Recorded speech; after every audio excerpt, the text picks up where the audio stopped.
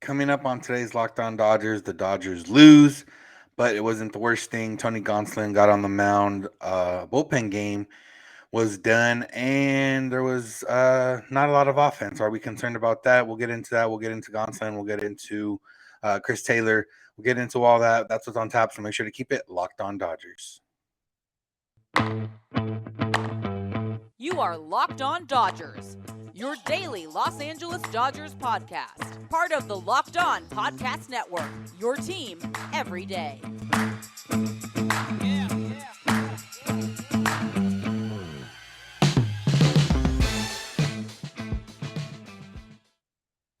Yo, Dodger fans. Welcome to Locked On Dodgers. We are part of the Locked On Podcast Network, the number one local sports daily podcast network. Locked On, your team every day. This is a daily podcast covering the Los Angeles Dodgers, bringing you the smart fans' perspective on our boys in blue. You can find us wherever you find podcasts simply by searching for Locked On Dodgers. And you can also just do that search on YouTube.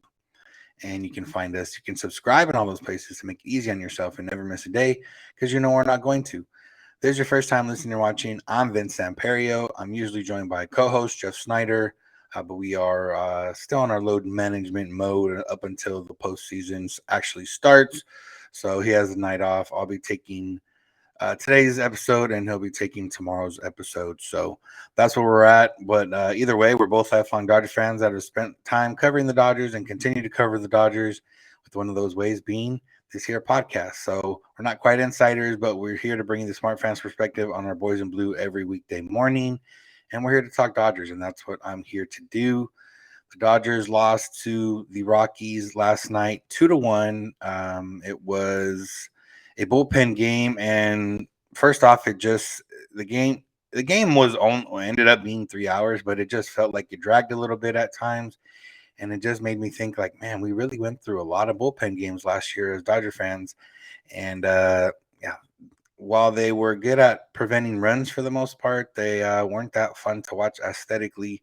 So I'm glad the Dodgers had starting pitchers throughout the entire season because we didn't really have to go through a lot of bullpen games. Why did we go through a bullpen game of sorts? Well, that's because Tony Gonsolin got the start. He was slated to go 3 innings, ended up only going 2 because of a tough second inning, and ended up finishing his timeout in the bullpen. But regardless of that, it was good to see him on the mound. He said he felt good. Obviously, we'll have to wait and see how he feels on today. But he looked good-ish. Obviously, it wasn't perfect. He did give up a run, but he did have some swings and misses on his splitter, which was good to see. And that was probably his best pitch overall the night. Beyond that, he was a little bit off with some of his other pitches, had some what we call non-competitive pitches, ended up getting a little bit of trouble there in the second inning, throwing too many pitches. But he was out there. His arm didn't fall off. He didn't come out of the game because of injury. And as long as he feels good today here on Tuesday, then he will move forward. And the plan is to start him in either game 3 or game 4 of the NLDS, Dave Roberts said, with a kind of a max cap of 4 innings, or I would imagine more so a pitch count. But yeah, I mean that's about as positive as it can be for the Dodgers and Gonsolin. He threw 40 pitches, and then like I said, ended up going to throw some more in the bullpen. But yeah, Roberts kind of laid out the plan. So the plan is to probably on Sunday build him up to 3 or 4 innings in a controlled setting. If that goes well, I don't see why he wouldn't be available for the division series. And it is, obviously a benefit if he can come back and pitch well for the Dodgers because they don't particularly have a fourth starter right now. It looks like Andrew Heaney is going to be delegated to some bullpen work, or at least piggyback here with Gonsolin in a potential playoff start. So, yeah, I mean, like I said, there's not too much to say. Gonsolin looked good. With his splitter, he didn't look great, but he looked good enough. And the most important part is health. He'll continue to work. He went to continue to work in the bullpen. He'll throw on Sunday. He'll have, I would imagine, in a simulated game that the Dodgers will probably have set up, and then maybe throw one more time during the week to be prepared for that game 3 or game 4 start, whatever they plan to give him. So all in all, a positive night for the Dodgers in terms of starting pitching. We got good news in terms of Dustin May and him throwing and not feeling anything and being able to play catch the next day. So if he can get back, like Trinan through, he feeling all right. If Trinan can get back, and then Gonsolin's there, it just pushes better arms to more important roles down the line, down the stretch, and just makes everyone better at the end of the day. Gonsolin, he had mentioned that when he was warming up in the bullpen, he did feel a little nervous. He said he's like, yeah, I didn't expect. He said, quote, I was pretty nervous out there. I hadn't felt that in a while. I tried to go out there and execute pitches, and I did a little bit of that. But for the most part, I have some things to work on in this next bullpen session. So, like I said, he felt it. We all felt it. And, we'll just have to see what happens, which is usually the case with a lot of these things that we talk about on here because we can't predict the future. But it would appear, barring any health-related issues, that Tony Gonsolin will be a starter in the postseason and give the Dodgers a little bit of innings, and then they'll have someone either come in after him and backfill it, or they'll do what the bullpens and see how they did last night, bringing in a bunch of arms, and most of those arms doing pretty well. The only arm that ended up giving up a run was Bruce Gratterall. It was, he gave up a lot of contact. He gave up a little bit of hard contact. He gave up some singles. You could, in theory, say that Gavin Lux bobbling one of the ground balls and not being able to get the lead runner at second base helped contribute to that run. But at the end of the day, Gratterall did give up multiple hits in that inning. And it's tough with Gratterall because we've talked about this before. He's not a strikeout guy. He's not a swing and miss guy.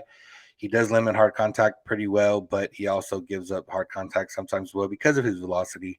And yesterday was a matter of getting beat a little bit by soft contact and a couple hard contacts. So, but other than that, the bullpen game, pretty solid. We saw a lot of guys that are probably going to pitch in October. One of those guys we saw was Craig Kimbrell, who continues to put up zeros since he's kind of been moved off a closer and into relief work, more middle relief than anything, but still doesn't inspire the confidence that I would want in order to see him pitch in October. But it's not always up to me of what happens. So we're here to talk about the offense. The offense didn't score any runs. They've had some struggles scoring runs. Is Dave Roberts concerned? Is there any concern there? We'll get into that and see if we're concerned. The answer is probably yes, but there's always concern there. That's why. So that's what's on tap. So make sure you keep it locked on Dodgers. BetOnline is the number one source for your football betting info this season. They've got all the latest player developments, team matchups, news, podcasts, and in-depth articles and analysis on every game you can find. BetOnline remains to be your continued source for all your sports wagering information with live betting and up-to-the-minute scores for every sport out there. The fastest and easiest way to check in on all your favorite games and events, including MLB, MMA, boxing, and golf. Head to betonline.net today on your laptop or mobile device to learn more. BetOnline, where the game starts. All right, so the Dodgers, like I mentioned, only put up one run yesterday, and I think we're at the point where maybe the Dodgers are 100% focused in there, just because the Rockies trotted out about like 4 pitchers with ERAs over 5, and the Dodgers were only able to put up one run. And for the most part, it was a lineup that or guys in the lineup that we would see starting in October. Justin Turner did sit. But other than that, it was pretty much everyone else that could potentially start. And yeah, here are the final ERAs after the 3 pitchers the Dodgers faced: 501, 491, 570. Now the Dodgers didn't strike out too many times. They only had 6 strikeouts, but they also only had 6 hits. And it was, overall one of those nights where it wasn't as fun to watch the offense go to work. Chase Thompson had two of those 6 hits, one of those being a home run. He seemed to be the only one that saw Jose Urena pretty well. And it just goes like, now we're getting close to the postseason. The offense is being a little quiet. Is there concern? Dave Roberts, not concerned, forever the optimist. He says, quote, I do think that when you're sniffing the finish line of the regular season, that little edge might not be quite as finite. We have a lot of good players, and we're going to be fine offensively. He did say some guys were working on some things, tweaking some things in order to figure it out for October. But it just, once again leads to the question of, are we concerned about the offense coming into October? And I think the answer just depends of if you're optimistic, pessimistic. There's not really a realistic take here. Or I guess realistic would be a little bit more of an optimistic take of this offense is good. They should be able to put up runs in October. And even if they face some of the best pitching in baseball, they still should be able to put up a couple runs and get into a bullpen and maybe put up some runs there. So that's the optimistic or maybe more realistic look. The pessimistic look is this offense can't put up runs and just got shut down for the most part back-to-back days against the Rockies. And their pitchers, obviously yesterday, Herman Marquez, he's a little bit, stronger and better of a pitcher. Jose Urena and the two other relievers they saw last night, not so great. But like I said, with everything being clinched so long ago, with this being the last 3 series, realistically, if the Dodgers score 0 runs and lose these last 3 games, but everyone comes out healthy, that's a bigger win in my book because as we saw last year, that wasn't the case. They lost Kershaw, they lost Muncy in the last series of the season, and that kind of handicapped them pretty significantly for the postseason, especially with the lack of depth last year. And that's why we had Steven Souza Jr. taking some of the biggest at-bats of the postseason. So health is more important at this point. Would I like to see better offense? Yes, but at the end of the day, you got to get what you can get and take what you get. And that's what we're doing with this Dodger offense. We're hoping that they can turn it back on here before or on October 11th and get it going. So that's what's up with the offense. One person on offense that Dave Roberts seemed more concerned about, but the actual player not too concerned was Chris Taylor. Chris Taylor has a neck tightness or his neck's bothering him. Uh, Dave Roberts made it seem like he might not be ready for the postseason, or at least at the very least, he's not going to play the rest of this week.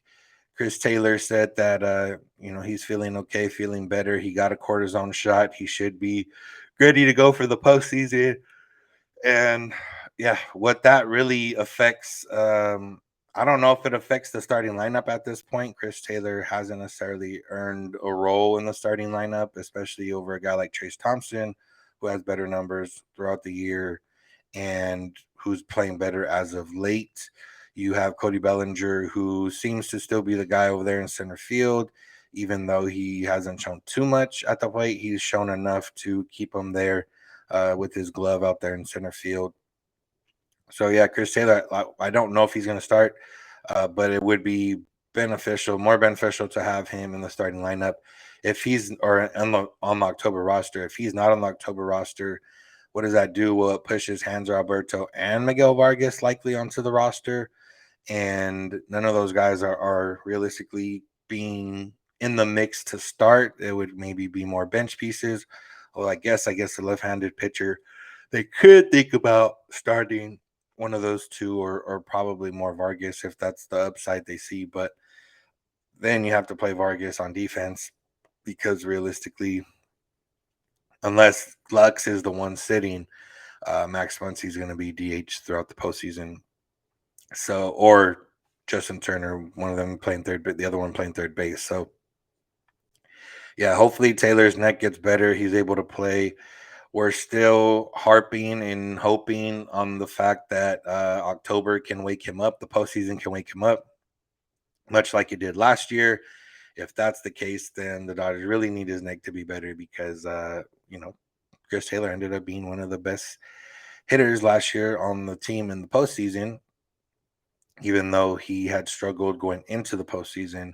And so far this year, he struggled pretty much the entire season. So it would also be beneficial because the Dodgers don't want to go into a series with too many guys that are either slumping or been not great the entire season. So that's where we're at on the offensive side. Realistically, Mookie had a hit, Trey had a hit, Freddie had one that was hit pretty hard there in the ninth inning that had potential to be a walk-off home run or at least a game-tying double, but it was caught. It was a little bit cooler last night at Dodger Stadium. I don't know if that's what contributed to that ball not carrying a little bit more or at least getting over the head of the outfielder, but it was a little bit cooler, not like the warm nights that they've been having in recent weeks. And yeah, other than that, I mean, it's just a matter of these guys putting it together. And we kind of look at what the opponent might be like. And at this point, we had thought it might be the Braves for a majority of the time, or potentially would be the Braves. However, the Braves swept the Mets over the weekend to overtake the NL East. The Braves have a magic number of 1. So in their next 2 games, they just need 1 win or the Mets have to lose. I believe the Mets have 4 games left because they had a game postponed yesterday, or 3 games left because they had a game postponed yesterday.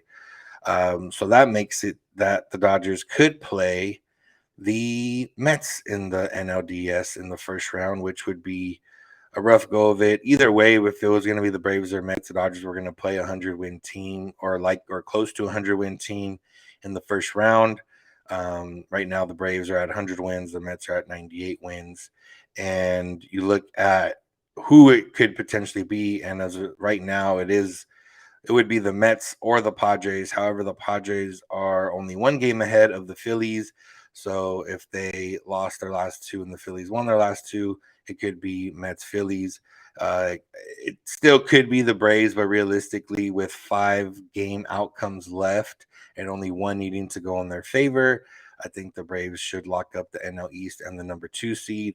So now the Dodgers are looking at the Mets or, like I said, Padres. Realistically, I don't know who owns the tiebreaker between the Padres and Phillies, but making up a game with 2 to play isn't always the most beneficial or the easiest thing to do. When it comes down to the Mets, the one benefit would be that you're not going to get DeGrom or Scherzer in game 1 of that series. You could get one of them in game 2 of that series, but you're only going to face them once each. You'll face, realistically, DeGrom. Assuming DeGrom's game 1 starter, he'd be a game 2 pitcher. Max Scherzer would be a game 3 pitcher.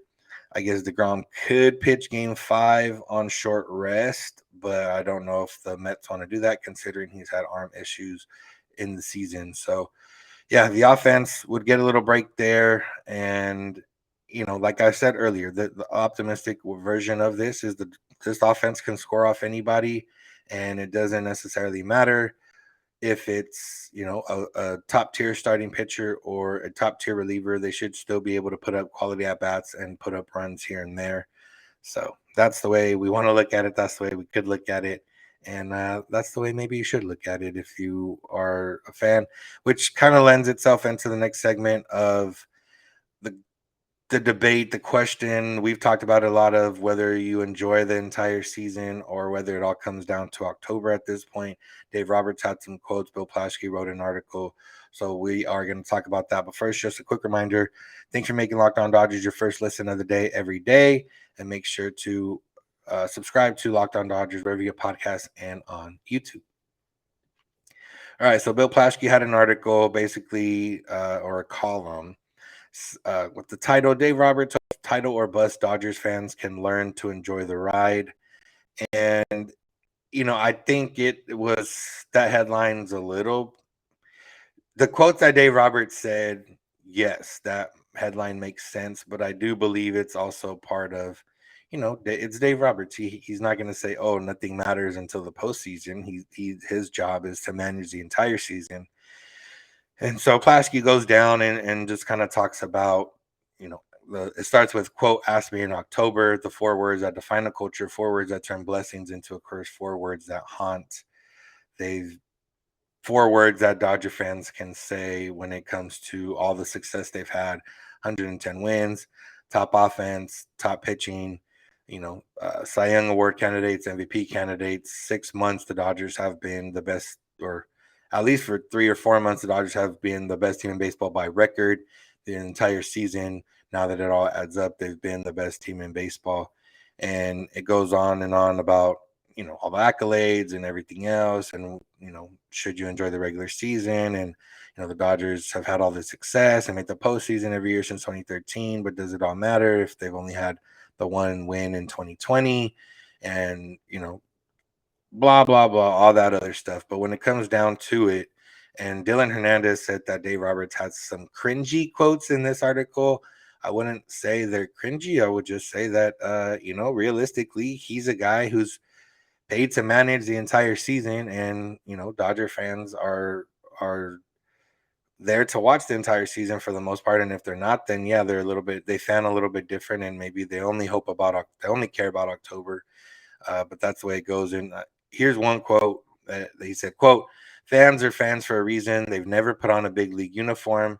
We want to win a championship just as much as they do, if not more. Our jobs depend on it. We're in the grind every single day from February 15th, every single day." I don't love the they never put on a big league uniform part, because if you want to win, you want to win, realistically. But it I do like the part where it says, we want to win it just as much as they do, probably more, because our jobs depend on it. And they're on the grind every single day from February 15th, every single day. And that's obviously this year was a little bit later because of the lockout. But yeah, when it comes down to it, from February to October, these Dodgers, whoever's on the team, whoever's part of the organization, they're trying to win a World Series the entire time. There's no times where they're like, oh, we don't want to win a World Series. At least over the last 10 years, and for sure over the last 5, 6, when they've been making it to the World Series. So, yeah, while there, everyone's going to feel different about it, especially, we can get a little jaded after the last 10 years and only seeing the one championship. Probably should have seen two, as we all know what happened in 2017.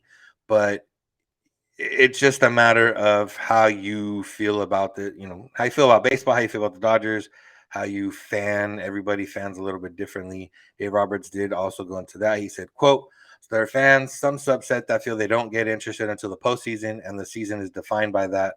That's their prerogative. There's another subset of fans that can appreciate what goes into winning, having the season we're having, and understanding that there's a lot of things that happen that play out in the postseason that are unpredictable. That subset that's in it with us and really appreciates that this is a great team and they're prepared to handle any result." Yeah, I mean, it maybe doesn't sound the greatest, because he's kind of dividing the fans and calling one set of fans, basically saying, okay, that's your prerogative, that's how you feel about this. Here's the fans that they're with us, they appreciate us, and they do it. I don't think there's a right and wrong way. Everybody handles things differently. I don't think there should be people, or too many people, that handle, what being a Dodger fan as much as I do sometimes, watching almost every game and being into it, and really being in it once the baseball season starts. But I do think there are some fans that just kind of come in and, are I can see where Dave Roberts coming from. Some fans come in, don't watch a game during the regular season. They come in, they start complaining in October, or they complain about a move Roberts makes that, you know, in the grand scheme of things is one move in an entire season, but more magnified in October. Everything he does, kind of from after Wednesday, is going to be magnified and going to be used to judge him as a manager. And realistically, he's still going to be one of the best managers in baseball, regardless if the Dodgers win it all or not. But obviously, he can make or break kind of his legacy a little bit, and especially with some, a lot of fans having issues with some of his decisions in the past. Yeah, and Jeff has talked about a couple, and we've talked about him before, where he has made mistakes in the past, or maybe not choosing the greatest path to success at times in terms of bullpen management or other things. But then sometimes it's also been the players, and I'm a very big advocate for blaming the players sometimes, or sometimes it just doesn't go your way. But regardless of all that, it's different. Roberts did go on and say a little bit more and kind of said that he did wish there was more pure happiness, like in the moment where they clinch a division or where they clinch playoffs or whatever the case is. You saw the Mariners hadn't made the playoffs in 20 years. They had a big night, big celebration there in Seattle when they clinched the other night on that walk off. I don't think that Dodger Stadium needs to be like that, or I don't think Dave Roberts thinks it needs to be like that when, especially at this point, if the Dodgers clinch. But regardless, he said, quote, "The sense of gratitude and joy is many times lost in our society, and certainly in sports, it's at the forefront. I wish they certainly would enjoy the ride and know and appreciate what we do, regardless of ultimately if we're the last team standing." He says, "If the Dodgers don't win this season, there's a subset that's going to feel that we choked. We aren't a good team. It was a lost season. It doesn't matter. The factual narrative isn't going to change for some people. But again, that's just noise for our guys." And yeah, I think, whatever the line of questioning was, I would need to see how it went. Roberts comes off maybe a little bit of like sour grapes towards the fans here, just because he really wants the fans to appreciate everything, and he's got to realize that I don't think most Dodger fans, for the most part, I don't think take this for granted in like the grand scheme. At the end of the season, you're going to talk about what happened. You're not going to necessarily say, "Oh, Dodgers lost." Some people are going to say that, but for the most part, I do think the Dodgers keep coming the fans keep coming. They're the number one team in attendance every single year. The fans do keep coming, but I do think it would benefit the Dodgers to win this year or in more years in order to satisfy the fan base that's also craving a championship. Because even as someone who does appreciate the entire regular season and who advocates for that on this podcast and in the past, it still, you can still get a little cynical, you can still get a little jaded, and you can still say like, man, I wish they would have just freaking won. Like, and you can, and like I said, you can still appreciate it. Let's just say Dodgers lose, we'll be upset for a little bit, whatever, but then we'll kind of reflect and look back and be like, oh man, it was a fun season. Remember this, remember that, remember that. And you're going to have those memories and everything else that you accumulated over this season, but it would be better if it was accompanied by winning a World Series at the end. So I'm still an advocate and still here to say that, enjoy the ride, a la Dave Roberts is saying here. But I do think he's got to realize that after 10 years, Dodger fans probably are a little bit complacent, not complacent, they're the opposite of complacent, but they're a little bit on edge when it comes to the postseason and the Dodgers in it. So that's all for me today. That's going to do it. Thank you for listening to today's episode. Thank you for making Locked On Dodgers your first listen. Check out Locked On MLB for your second listen. Number one daily league-wide podcast hosted by our pal Sully. He's got the number one daily league-wide podcast available wherever you get podcasts and on YouTube. That's how you can find us, Locked On Dodgers, wherever you get podcasts and on YouTube and on social media, Twitter and Instagram at Locked On Dodgers. Jeff is on Twitter at Snider. I'm at Vince Samperio. You can get a hold of us in DMs on any of those accounts. You can get a hold of us via email, lockedondodgers@gmail.com, or you can get a hold of us via voicemail text at 323-863-5625.